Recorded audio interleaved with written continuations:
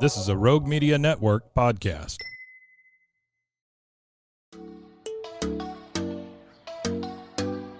Welcome to Purpose-Driven Sobriety.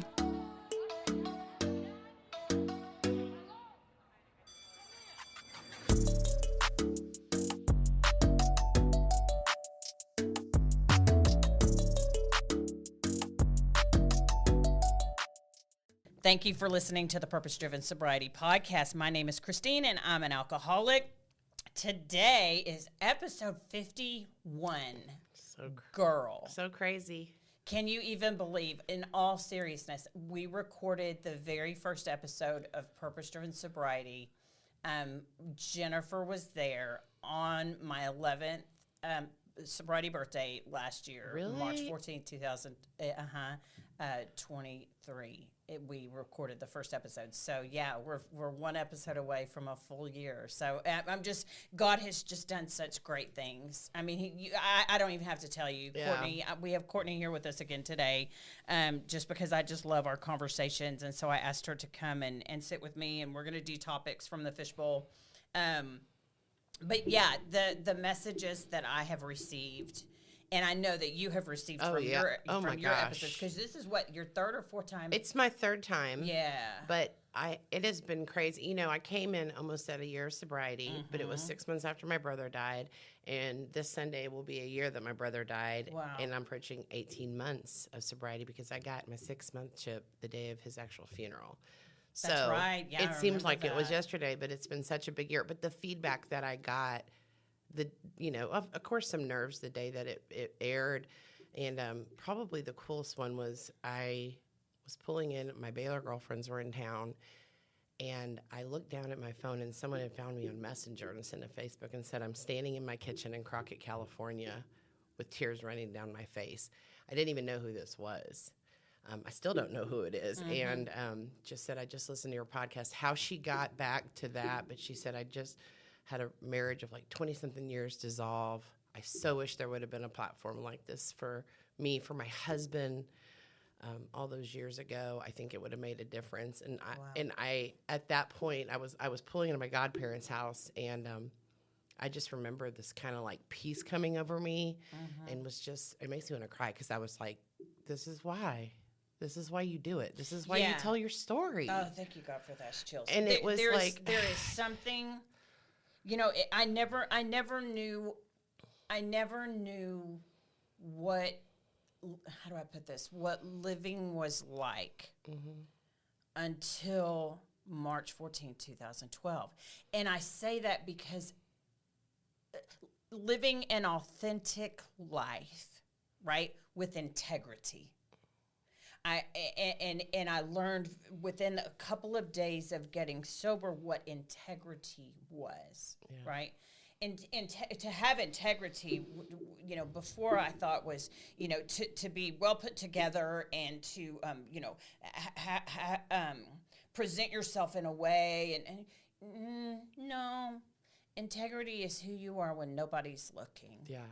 And I'll say that probably, and I know that sounds silly, but of all my years on this earth, I feel like the last 18 months have been the best. Yeah. And I'm sure that you can testify with almost 12 years. Congratulations. Thank you. It's just amazing. And like I said, it seems like, when it's only been 18 months, but then in the 18 months, the amount of things that have happened and promises that have come true and watching healing in my family that's gone on.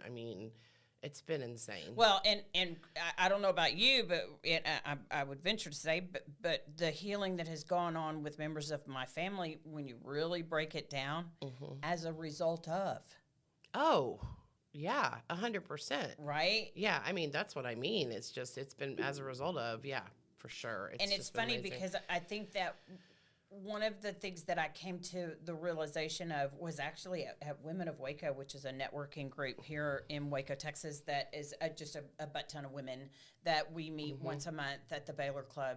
And it's just it's a really great group of women, which is really odd because most of the time a big group of women, there's cattiness, there's cliquish, there's just bullshit, but there's not that at all with Women of Waco. But I can remember it was accidentally, because you get up and you give a little 60-second commercial, right, Yeah. for your business. Like, I'm Christine Cohen, I have a mortgage business, and we do FHA, just your little spiel for your business. And when she handed me their microphone, and when I stood up, I said, I'm Christine, and I'm an alcoholic. And I said it mistakenly. I love that story. I did. I said it mistakenly, and the room just busted out laughing, and I just kind of sat there, and I was like, yeah, no, that's true. I can't. It's probably 4 years or so ago, however long I was sober, and everybody just kind of, and I said, hang on, so let's do this right. I said, I'm Christine, I'm an alcoholic, and I said, here's where you say, hi, Christine, and everybody said, hi, Christine. So every single month since then, when I get up to do my little commercial for our mortgage business, I say, hi, I'm Christine, I'm an alcoholic, and the whole room says, hi, Christine. But the number of people that have come up to me and said, my husband this, or, my mom is going through, what should we, or it's when you are authentically yourself with another soul, spirit that is on this planet, that gives that other soul spirit the green light to be their authentic self, and I know that you're going to say me too in this. How many times you've been somewhere and you're just with a perfect stranger making small talk, and they're like, I have no idea why I'm telling you this, but you know why? Because you've got your spirit. You don't have any bullshit costume and mask and on your spirit. They see that you are authentic. They know that on a spiritual level, and so they're not afraid to tell you things. They're like, I don't have any idea why I'm saying this to you, Yeah. That happens all the time with me. Well, and there's so much vulnerability coming in here and then putting it out, and I don't know why, because it's like, I've been one of those people, I don't care what people think about me, but I do. I've found through all this that I'm a people pleaser, and I have fear of man and all these character defects. But when you put that out there, and it still happens, it happens all the time. The random messenger, the text message from another mom on the football team at my son's high school that says, hey, I need to talk to you. Can we meet? Or this is the reason something's not going on in my life right now. My husband's struggling. It blows me away. It gives me full body chills to talk about, because it's humbling. And I really think that's how this whole thing works, right? I have to put myself out there so I can help others. I don't get to keep this. I get to. At this point, when you can step back from your life for a minute and look and see that God is using you, not wasting a hurt, that whole God will make all things work for the good, it takes on a whole nother shade of light. Yeah. I saw a friend get his 3-year chip on Saturday night. And, I love what he said. This thing doesn't work unless I give it away.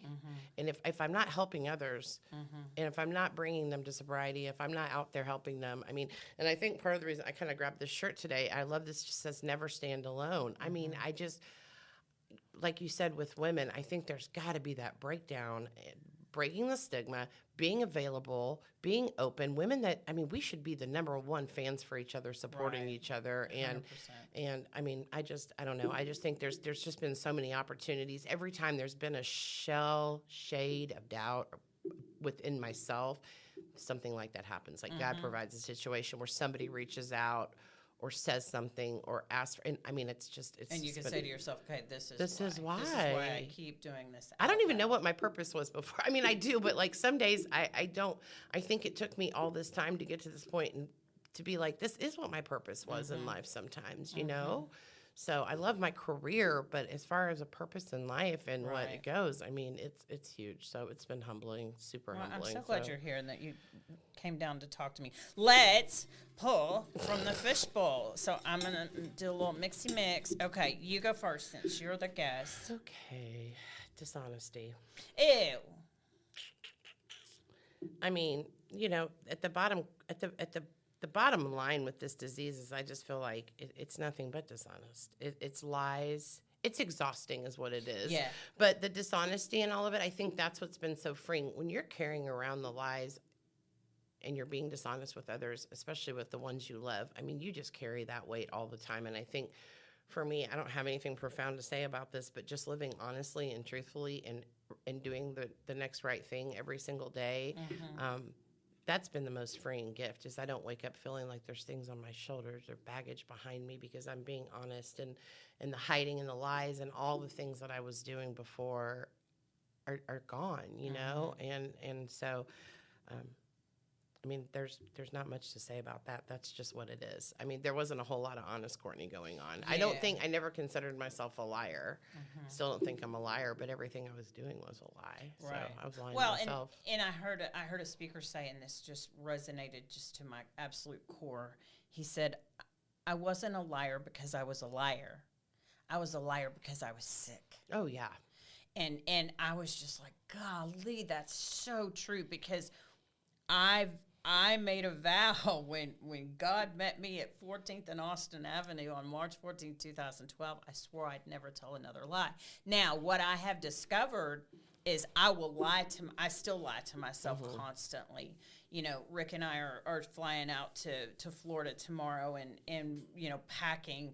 I've gained some weight, you know, I've become complacent, and you know, packing I was just all over myself as far as, you know, you've done this to yourself, one less cookie, you know, just, I was just really beating the shit out of myself. And of course, Rick, I mean, he's just a dreamboat, but you know, he's just wonderful. And I wish I believed what he said. Yeah. You know what I mean? But that's, you know, I'm looking at him and I'm like, that's your job, is to tell me how beautiful I am. And of course, I shouldn't have said that. I probably owe him amends. But, you know, it's how do I feel about myself, you know? But I lie to myself all the time. You know, that's not going to work out, or you're not qualified to do this, or, you know, it's constant with me. So I'm blessed to keep people around me that I can go, here's what I'm thinking. Is that true? Is it true? Well, and I like need you the to tell me it's honesty of true. others, especially others that are in our program, others that are sober. We kind of get that pass with each other to be like, you need to check yourself. You need to do an amends for that. Can you imagine your husband saying that to you, though? No. I would claw his eyeballs out. I give more grace to people that go into the rooms of recovery than I Yes. do to my 100%. to my normie friends. But like, those people could hurt my feelings, call me out on things, the people that are in the rooms of recovery. And the only thing that makes me upset about that is I know they're telling me the truth. Right. And I know that I need to be upfront with it and Or be pay like, attention to it. you're right, I'm not doing that, or you're right, I haven't done that. So yeah, I mean, it's such a big word, but it goes all different directions. Yeah, It's funny, isn't it? it is. Yeah, how It we is give funny. so much more grace to. Yeah, I get it. Will. Which way you want to go with that? Well, so I listen to. I don't listen to music in my car. For 12 years now, I listened to stuff. And so speaker tapes are a big thing for me. You know, it turned our will and our lives over to the care of God as we understood him, right? Step 3. And it's interesting how will comes first, right? Because you can't turn your life over to God until you've given up your will, which your will... the speaker put it, he said, you know, your will is your judgment, right? Your last testament and will Yeah, I guess that's is you're an asshole, you don't get this, you're great, you get all this. That's your judgment. That's your last will, right? When you give up your will, then you're free to give up your life. But you cannot give up your life without giving up your will. Yeah. And this is one of those things, and I do this with other things too. You know, I have a very childlike faith. My faith is only 12 years old, you know, because I had none before getting sober. So I just, you know, visualize, you know, giving something to God, and then either keeping my hand on it or just slowly taking it back, and, you know, or you know, you handle the world problems and the kids and the husband, I'll handle money and all, you know, it's one of those things where that's a constant thing with me. And that's the beauty of this way of life, right? This program, which you don't graduate from, you don't get a certificate of completion. I get to do this for the rest of my life, and I get to be reminded, no, give it back. Give it back. I can't imagine not having this program and this way of life ever again. I can't imagine that. Just that strikes a fear in me that, because I need constant reminder. I need a postcard daily delivered to me from God that says, "Hey, Christine, you don't know shit, God." You don't know nothing. You don't know nothing. You know nothing. I don't think he would use the S word, but you know nothing. Stop. So yeah, that's Will. I think there's something really beautiful, like what you just said, though, that you have a real childlike faith. I mean, I think there's something really beautiful in that. I see people get hung up on faith and higher power and will and all this other stuff. I mean, clearly Courtney's will was getting me nowhere. Mm-hmm. So, and in step 2, it just says, came to believe that a power greater than us. Just believe. Right. That's all you have to do is quit piecemealing it together. Quit trying to, answer all the problems. Just having enough to say, I just believe that there's something out there in order so you can get to the point where you can turn your will over to the care. Because you believe in something. You have, most people I believed in something. Yeah. I believed in vodka. Most people believe in something. For real. That was your higher vodka power. Was Absolutely. Legit my higher and power. your solution probably. Right. To just about all everything. All the things. Right. All the things. Yeah. That was, okay. All right, your turn. Okay. Acceptance. I mean, that just touches on what I just said. Yeah. That just touches on, what I just said is I'm going to pull that up while you're talking. Yeah. I think, like I just said, sometimes I can have more grace and be more accepting of people that walk in the door than I do with my own family members and my friends and things like that. But I think it's also, I have learned to just accept, and maybe that better just to mirror myself with others. And to see what I can see in them, identify with them. And I feel like I have become a lot more accepting of things, understanding of people, the guy sitting across from me in the room that may even have a different struggle than alcohol, he's still struggling, Oh, yeah. And pain is spiritual sickness is spiritual sickness, no matter how it's delivered. It is. I do a groundwork group at my church, and it's not just for substance abuse and alcohol. It's kind of for everything, pride and fear of man and body dysmorphia, and just it's everything. But the vulnerability that comes at that table when those women just break it down and share with each other, and especially in a place like a church. I mean, oh my goodness. But I think just watching those girls just love in and accept each other, and no matter what they say, there's no judgment, and it becomes like a really safe place to land your feet. And I feel like that often when I'm in meetings, I just feel like there's a safe place where everybody's accepted. There's no judgment. Right. I don't know. You could go a million ways with that, I guess, but read your... Acceptance, it was funny because, especially with my family, early on when I was learning about acceptance, right? Because it from, how do I put this? It almost can look like don't give a shirtism. Mm-hmm. It can almost look like don't care or don't, but it's one of those things where, because I can remember his family crap and like my daughter saying, why aren't you reacting to this? What is happening here? And I'm like, I'm accepting it. She's like, why are you accepting, and it's like, that appears that you don't care. And it's like, no. The serenity prayer, I was freaking Rain Man the first, you grant me serenity to accept the thing. And then I'd have to say, okay, here's my problem right here. Okay, accept the things I can I change this? No, I think I can, but honestly, can I change this? No. And then go on further down then give it, I had to literally check off things through the serenity prayer on a certain problem of whether I had control over it or not. Right. And then what do I do, and that's so, and then, acceptance. And I remember, I tell people, AA introduced me to God. Rick Warren helped me form a relationship with God, and he subsequently baptized me a year and a half ago. I remember listening to a Rick Warren sermon, and he had said, there's not a single thing that has happened in your life that God could not have prevented. Not a single thing. And I thought, son of a, what, the child abuse, that too, the marriage, that too, there, he could have prevented that. And then he went on to say, your job is to accept without reason. Wow. Even if you knew why God allowed that to happen, would it really change anything? Mm-hmm. Your job is to accept.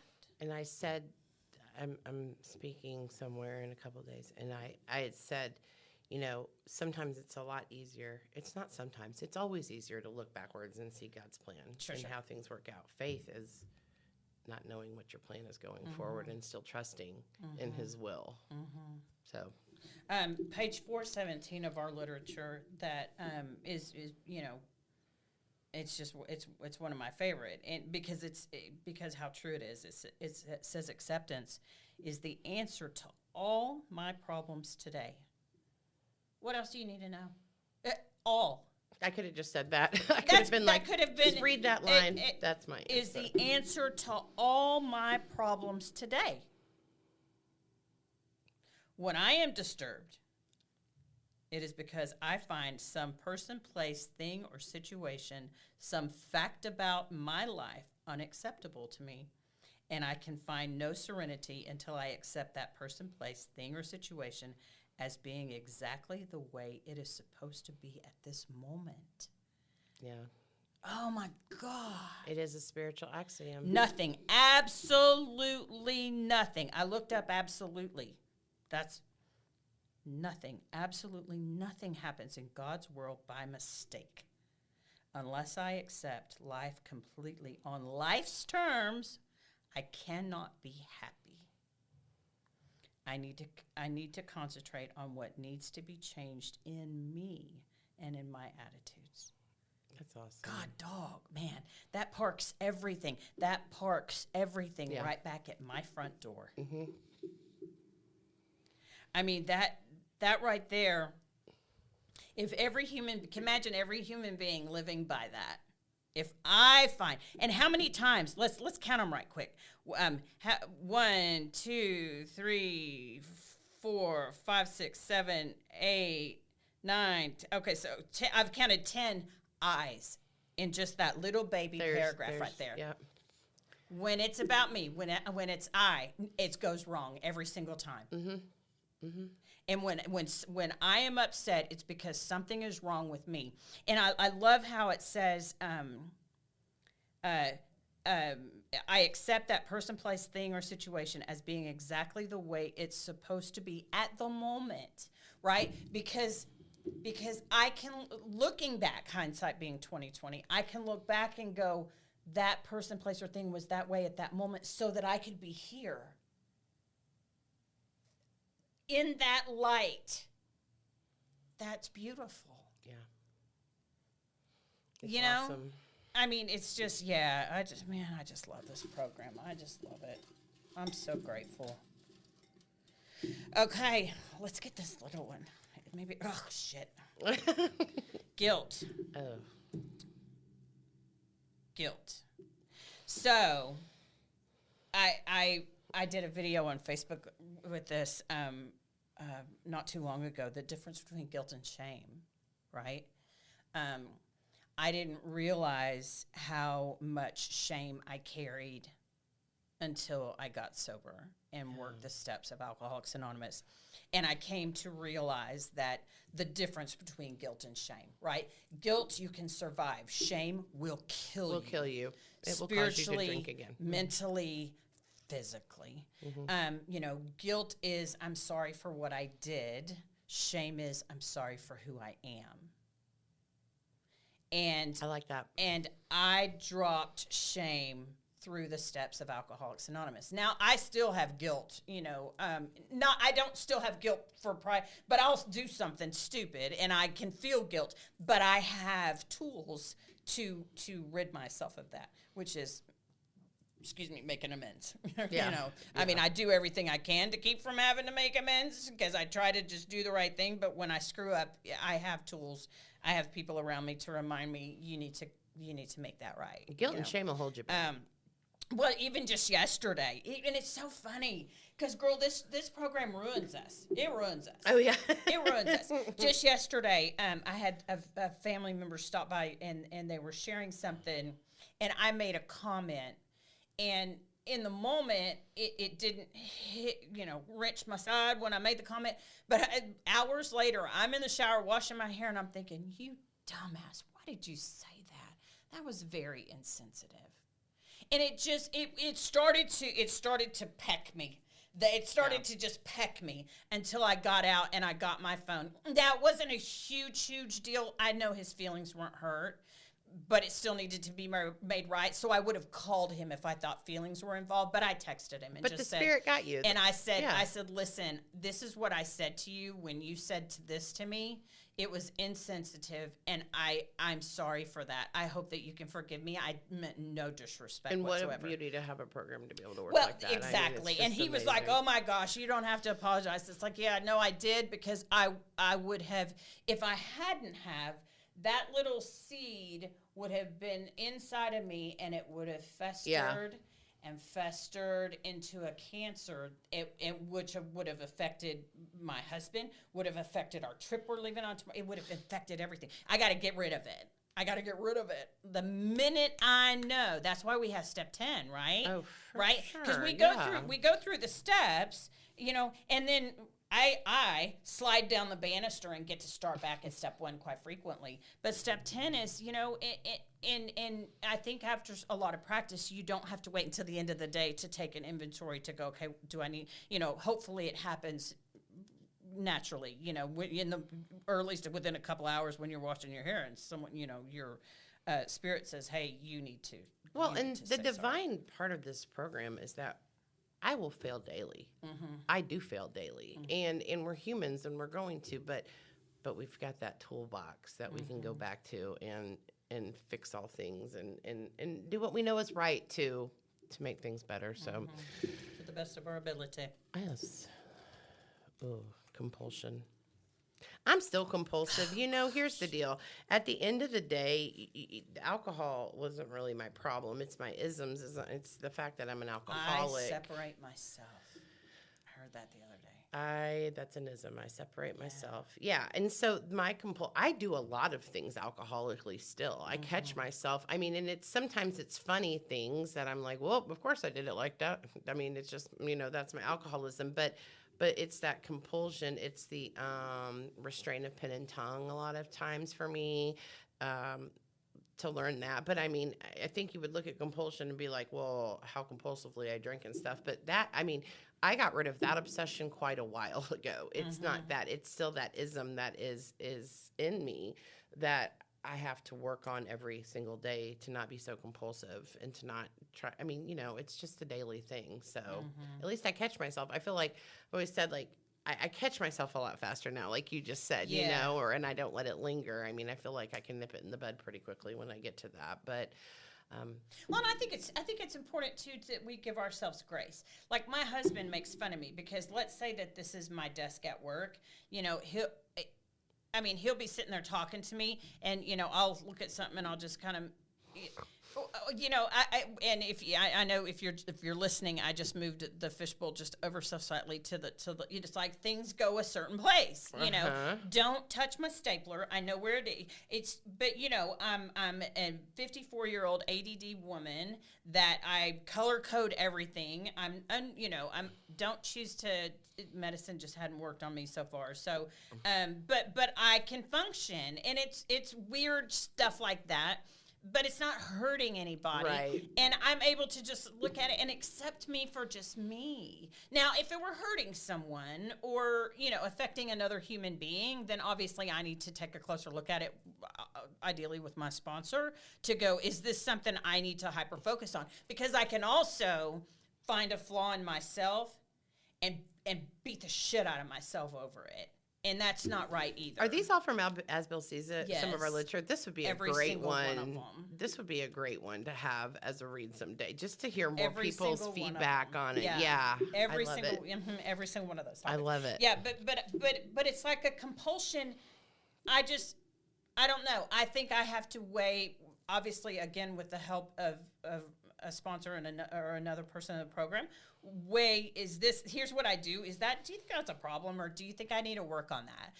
And some things they're just the way they are. Yeah. I mean, some things just don't matter, and I can hyper focus on things that just don't matter. And it's like you're wasting your energy. That's what you just said is exactly right. I have to start to understand what I can't control and get off that whole compulsive, like I'm running the show again, but the things that just don't matter also, like at the end of the day, at the end of my life, like, did it matter, so. Well, and what is it, the 5, I can't remember what it is. Is it going to matter in 5 minutes, 5 hours, 5 days, 5 years, is it going to matter? If it's not, put it down. Just put it down. Right. You know, if it is, figure, so anyway, is it you or me? It's me.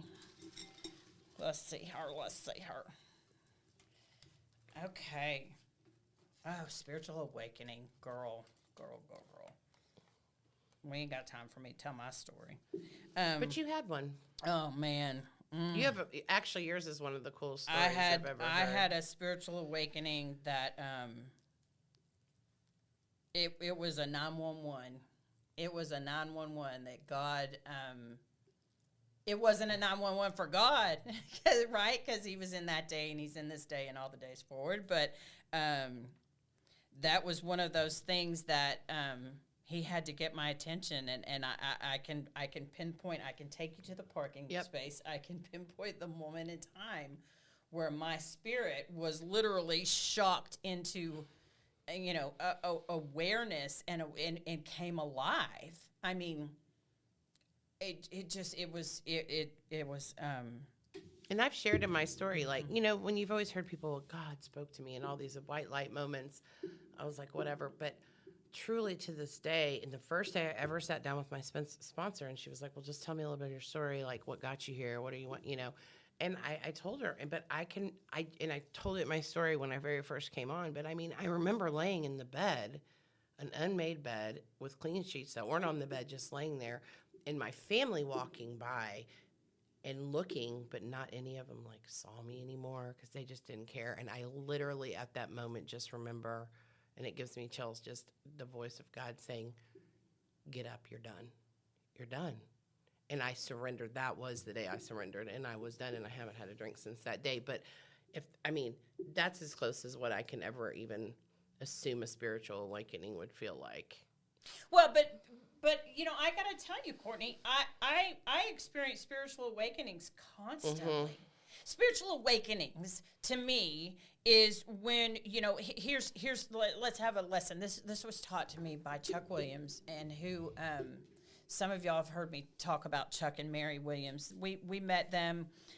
Rick and I have a mortgage company here in Waco, Texas, and back in 2009, everything went to hell in a handbasket in the mortgage industry, and we were officing out of our house in China Spring. And anyway, we needed to get an office in town, and so we were driving by this building and had a for sale sign, and so I called and made an appointment to go look at just a little executive suite, right?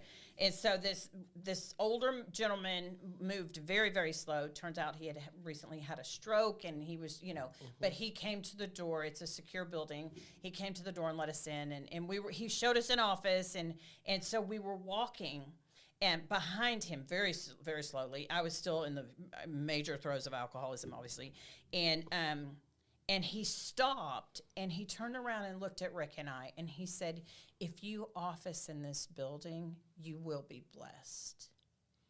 And he just turned around. Of course, I was such an asshole still at the time that I looked at Rick, and I'm like, oh, yeah, he wants more money, I was just such a jerk. But randomly over a period of time, he would come down to my office, which he officed in the opposite end of the building. So, it took him, but he would just look in, and he would go, it's going to be okay. And then just walk away. And it was always at a time where I was spinning, right? we showed up one night to pick up something. It was late at night. He and his wife were in our offices praying over them, and anointing the doors with oil. It just was that's the kind of people. But he taught me, he said, we were born little snowmen. Imagine a snowman, right? The biggest ball on top, an upside down snowman, right? Mm-hmm. Your spirit, right, is the top one. Your soul is the next one, and your body is the bottom one. That's how God created us to be, a little upside-down snowman, right? Your spirit is how you talk to God with the Holy Spirit, right? Your soul being your emotions, your mind, and, of course, your body being the flesh.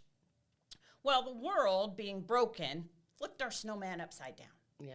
Right? So where we're living in the body, who speaks to the soul, who speaks to the spirit. And the spirit is just, it's covered up by the body and the soul to where, you have blocked the sunlight of the spirit, as we say in the program, and your connection with God.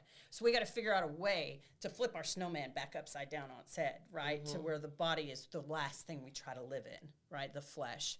And so spiritual awakening is any time, because my snowman's like a friggin' Well, I've heard something like that before. In fact, our pastor did it one time with boxes of the spirit and how the other one goes in and the other one goes in and how you can't fit into those smaller boxes. You can't fit a spirit into the boxes of the flesh and of the human soul and stuff. And so that's awesome. But yeah, I mean, it's like God winks. I mean, I have them all the time. Yeah. See, those are spiritual awakenings. Absolutely. When your spirit learns something, or in my humble opinion, remembers something correct. Right? When you have this aha moment, your spirit knew it all the time. Right. It's just you awaken to that knowledge, to the soul and the body are aware of it now. Yeah. And I think you're right. It's the aha where you have awakened to the moment. Or those chill moments where you're like, I'm saving that. That's a spiritual awakening. And ideally that you can pass on to other people that you encounter. Oh, yeah. It's great. Your turn. Okay. Obsession. I mean, I'm getting these compulsion, obsession. What's the difference between compulsion and obsession, you think? Obsession was my mind. I feel like compulsion was my action, but I feel like obsession was my mind. I feel like that was where that lies. And in whether it was my obsession with the alcohol, which I say that obsession has left, that doesn't mean I still don't have these compulsions. But I always felt like the obsession was just a deficit in my mind. I mean, I just couldn't, I couldn't not, no matter how many times I told myself no matter how many times I told myself not today, I would find myself right back in the throes of it because I couldn't beat that obsession because I was trying to do it on my own. So, but yeah, I mean, I guess that's probably the biggest separation for me between obsession and compulsion would be like compulsion was the action that I was and I still have to control is my compulsions to do things. So I don't ever want to lose that ability to remember what it was like. I can remember having DT so bad, right, that I couldn't hold a glass of water to take a sip. I couldn't, I would go weeks without eating. Because I couldn't, because I would get sick. So I would try to drink like beef broth or something. I remember, of course, I can look back on it now. I didn't know this obviously in the moment, but I can remember, I would manipulate, and Rick has said he was the great enabler. So Rick, was Greg. He almost 100%. Enabled me to death. 100%. But I remember, I towards the end where I was not working at all. I mean, I was at home constantly. He would take my keys. He would, I got to the point where I'd try to ride the lawnmower up to the liquor store if I could get away with it.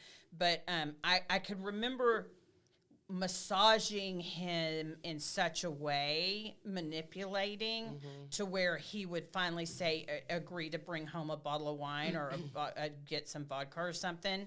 And I remember for a very brief moment, I felt relief. It was as if I had actually had a drink. I mean, it was, and I remember being somewhat aware of that in the moment. Kind of like, prescription drugs. I started, thank God, he reached me before I got too far into that with Xanax and everything. But I remember feeling relief just when they would start to write the prescription, right? That is the obsession of the mind. That's just freaking crazy. And the games, I mean, they loved us. I mean, Rick sounds so much like Greg, but I mean, they were going to love us to death, but it was almost like I won. Like I can remember that high of feeling like I won. He's going to do, if I do this, I get this. Right. Or he will bring this home if I. And I'll be able to feel normal if soon as I get. I remember, shaking so much, but just getting that first drink in me. Just that ease and comfort that came down, to just where it's like, oh, it's exhausting. God. And I spent, the obsession of my mind was so much. I mean, it was all the time, and it was exhausting, and it flooded my mind it was insane. But you're right. I don't ever want to forget. It makes me sick sometimes to think about those situations, but I have to kind of like go all the way back, you know, and I have and then come back where you are. Yeah. Because I can play the tape through. Yeah, I can't stay there very long. Yeah. I can't stay there very long. No, there's and like you said, the guilt and the shame and stuff. I have to be like, I can't regret the past, but I shut the door on it. I can't do that, but I need to go forward, you know. So or I don't go anywhere quickly. So. Yep. Obsession. Ugh. Okay, prayer. I love that. Boy, how it's changed for me. It's interesting because between the third step and the seventh, I believe it's the seventh step prayer. Third step prayer and the seventh step prayer, there's not an amen until the seventh. I have that written in my book. Until the seventh step prayer. That to me, that entire 164 is nothing but a solid prayer. Yeah. I remember getting that book for the first time. And if you could see my big book, it's in 3 pieces right now, and I will never get rid of it. No. But I remember just getting my little pink highlighter, and anytime I felt a relation or a me too, I highlighted it. 3/4 of the book is highlighted. It's just that's the way. That was what solidified and qualified me in my own mind, right? Because it took what it took for me to, even drinking a Sam-sized bottle of Listerine, I still didn't think I had a problem because it wasn't alcohol. That's how sick I was. Yeah. But prayer, and one of the things too, it's like if I tell you I'm going to pray for you, you better damn well know that I have said a prayer while you and I are talking right now. And I have seen you even post, and I wholeheartedly always believe, what can I pray for you today? And you post that often, and I love. And sometimes I put things on there, but what I love is it's like I almost want to pray for you as you're praying for other people that you put it out there, but watching people just the vulnerability, the responses that they have. Someone, especially if they feel a disconnection with God, and if they perceive me, which hopefully they know that I try to keep a connection with God. The idea that they would trust that information with me, man. It's crazy. And I do. You're one of those people that I know when you say, I'm praying for you, I know you probably at that exact moment, you probably have prayed since we've been sitting here, but I had to learn how to, I guess my idea of praying in the church or praying before dinner were just the rote verses that we learned, but I learned how to just talk to God, I mean, it was like anytime, all the time. I think the first few months of my sobriety, I bet I said that third step prayer over and over and over every single day. Just, God, I offer myself to thee. And just like every day I had to, Well, I thought I had to have fancy words. I thought which, I came to realize, it's the same thing as me with my kids. Can you imagine living in your house with your kids and they never talk to you, like ever? Yeah, that's an awesome analogy. Or when they do talk to you, they're like, "Oh, mother, thou, thee, thou." It's thou shalt. I used to nourishment to my body. Right, right, and it's like, stop it. Yeah, who are you? Yeah. I want what's best for you. Just talk to me. Just and that's all he's asking of us. My prayers are duckies and piggies, and it's like I have it's not a canned prayer. I think that when you and a lot of times too, like especially if you have to pray out loud, you're worried about what other people are thinking. For sure, when you're able to drop that and just talk to him. Just talk to him.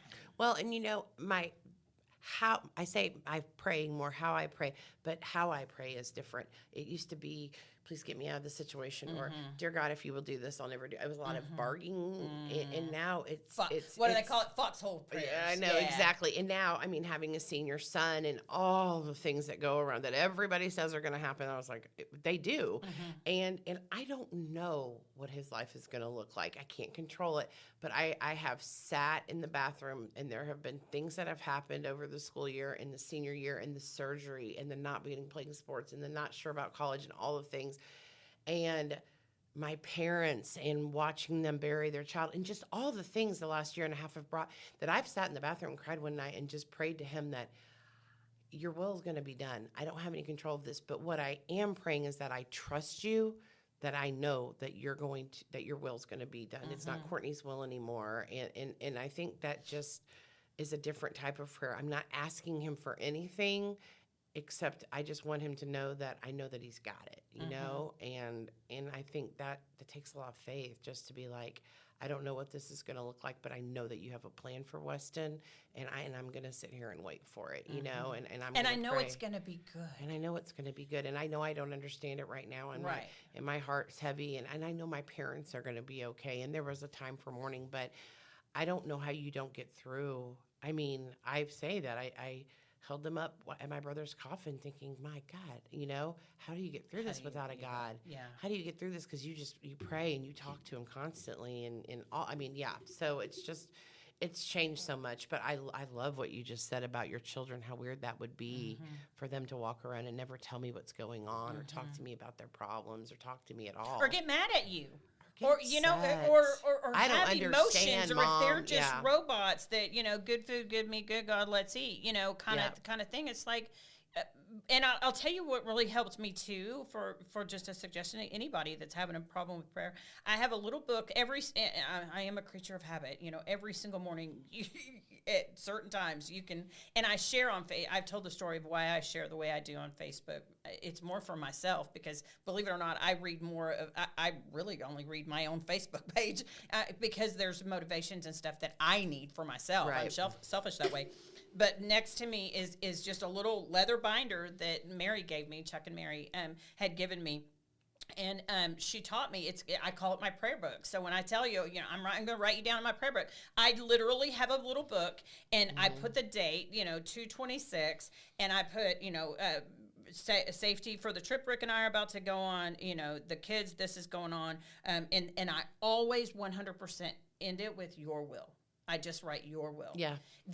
Just because I believe that my higher power, who I choose to call God, I believe in Jesus, and Jesus prayed, I don't want to do this. I don't want to do this. But if it's your will, okay. Right? So that's how I want to pray. That this is, you know, I'll place my order, you know, if you will. This is how I would love for things to go. But you know it's like you know, my life is like a parade. You know, there's a beginning and there's an end of the parade. And right now I can only see the clowns, or I can only see this float. Yeah. God can see the beginning and the end of the parade. That's what I said. It's so much easier when you look back, but you don't know where the end of the parade's going, right? And I know that I don't choose what's best for me. I don't. I choose the easy way, you know. And so with God seeing the beginning of the parade and the end of the parade, and I trust His will, but I still can say what I would like, just like your kids, you know, when you go to, when they're little kids and you go to the toy aisle in Target, it's like, I want this, I want this, I want this, I want this, I want this, I want this, you know, and you circle around, and then the whole this is completely different things. Yeah. It's like, you don't know what you want. You know, it's when you're walking towards the checkout and they're like, I really want that truck. That's where you're like, okay, now I'm listening to you. So I think you should have that truck. Let's go get it. Yeah. You know, that's more focused. So, like I said, my faith is very juvenile, and you know, God even if because I was so angry. I was so angry with him. I hated him before I got sober. I blamed him for, if your God is so great, why am I in this position? Why did this happen to me? Why? I was so angry. And it's one of those things that I think that people are afraid. I know we got so off of prayer, but I just some of those, some people are think that that's just so wrong, that they're not allowed to be angry with God. And it's like, but it's a parent-child relationship. It's the perfect one. My kid's allowed to get angry with me because God does not, but I'm fallible. Show me your emotions. Let's fix it. Let's work this out together. Let's talk it out, right? Which is where. And I know it's like, you're exactly right. I mean, your God, my God, Jesus, he didn't want to die on the cross. Right. He didn't want to do these things, but you're right. At the end of your prayer, he said, it's your will. And that's how you write in your prayer book, your will. And I don't understand it. I'm not supposed to understand it. But, I mean, that's been the biggest change I've seen this year. And, I mean, honestly, I can sit here wholeheartedly and say, those are what my prayers look like now, that it's your will, God. It's your will. It's your will. This is your, and I mean, just help me understand. Don't you have so much less weight though when you do that? I mean, you people that are walking around and they're like, I'm so tired. It's like, my darling, it's because you're dragging this stuff behind you. That's why you're tired. You're fighting battles that don't belong to you. Well, and I don't have to, I can rest my head at night knowing, and yeah, the worry and all that, they're for my parents, of course, my children, of course, my husband, but I also know that I don't have any control over it. I know they're taken care of, and there right? Is peace in that. And there is peace there in is that. Such peace in that. The learning that your kids are getting from that, seeing that, that's generational curses being broken right there. Well, and it's funny, even walking in on my little family thread with my 2 sons and my husband, I was like, say a prayer for me. I'm going into Christine's podcast. This isn't about me. This is about God. But and even yesterday, I'm doing a speaking thing tonight, and someone yesterday morning was like, how can we pray for you? And I was like, I just want to pray that somebody else can identify with my story. That and God has uses the courage, and God uses me, yeah.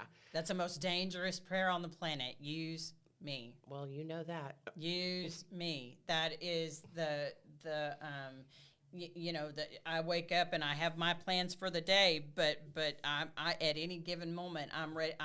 I'm prepared for him to derail me. Yeah. It's like, okay, we're doing this now.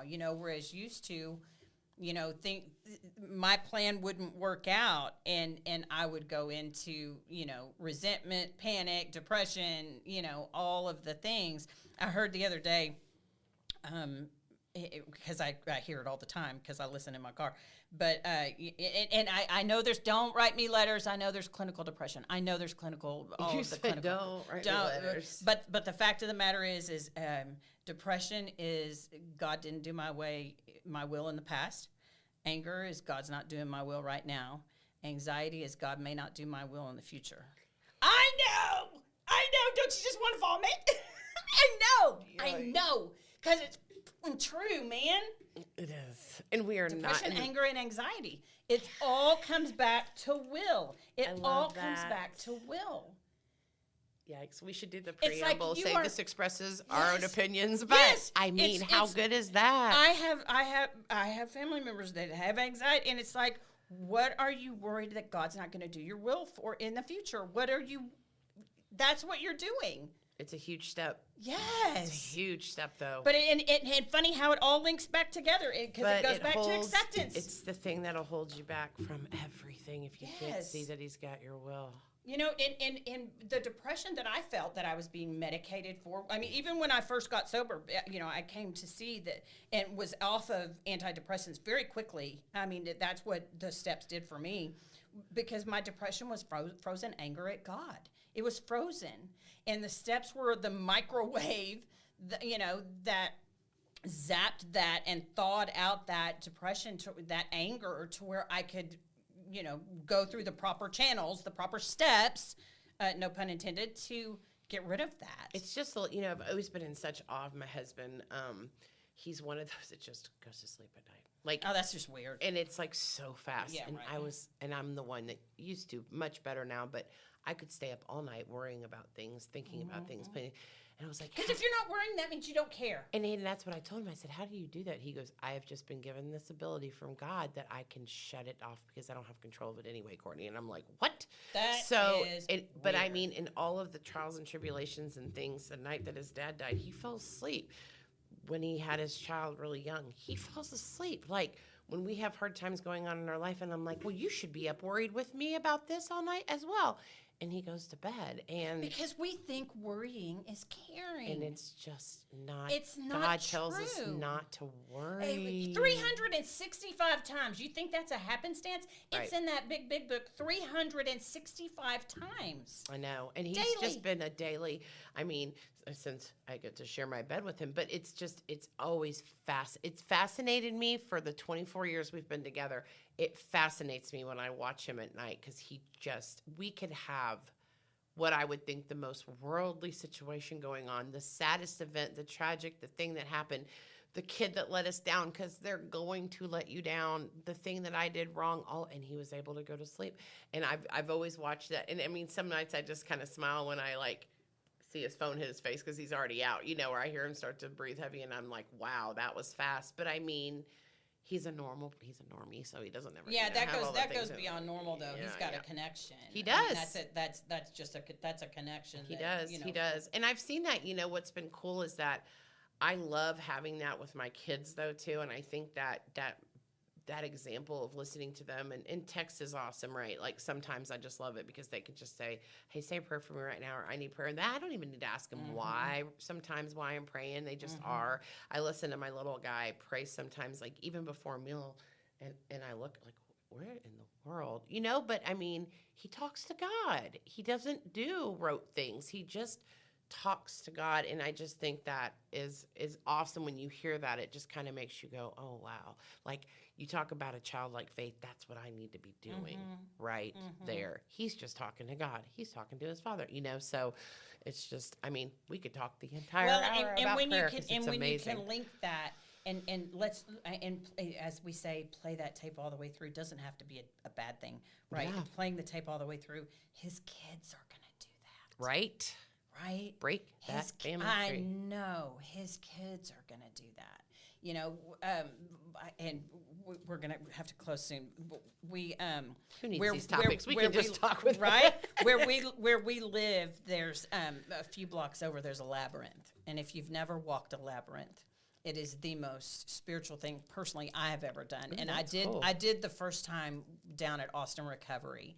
And I didn't know what it was when I was doing it, but I hyperventilate, cried the entire. So anyway, but there's one and so Rick and I had the grand blessings, this past weekend, and they came over to stay the night while their mom and dad did some fun stuff, and we went to the park, and they were playing at the park, and we started towards the car, and Rick and the kids started to get in the car, but I crossed the street and walked towards the labyrinth.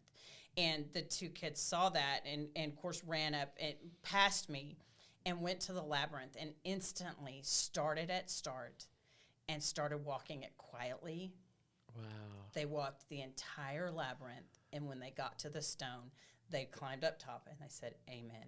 And just tears were in my eyes. I mean, I'd done this with them one time. Gave them a lesson on what a labyrinth meant to me, and to watch these, a 6 and a 10-year-old, walk this labyrinth with respect for each other quietly, right? And even when we were all three done, we went down by the creek and played, and as we went to leave, there was a lady that was walking the labyrinth, and Reed started to say something, and Hayden was shh, she's walking the labyrinth. I mean, out of respect for that woman and what the labyrinth was, Wow. So I say that all because you just, by living this life, people think, I remember what I thought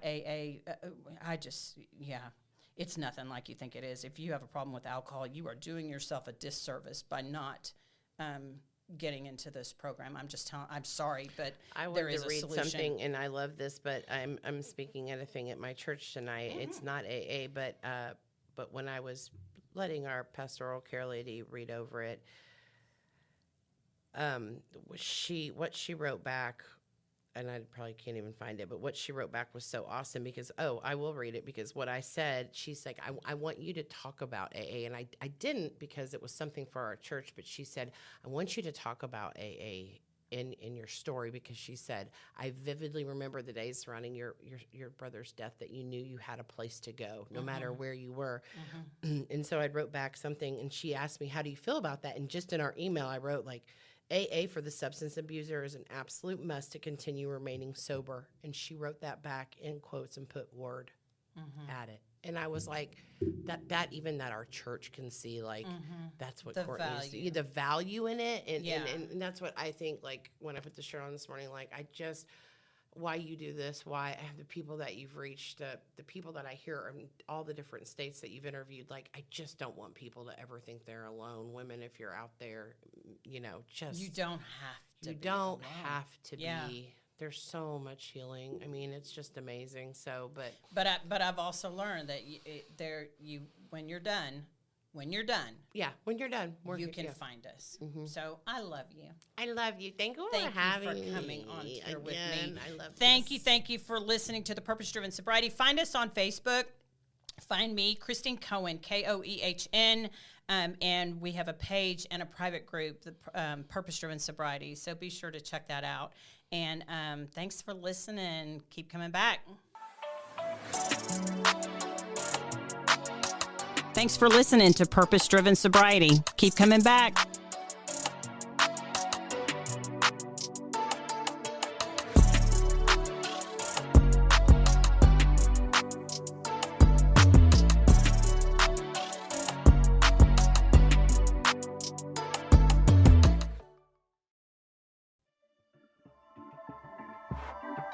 This has been a Rogue Media Network production.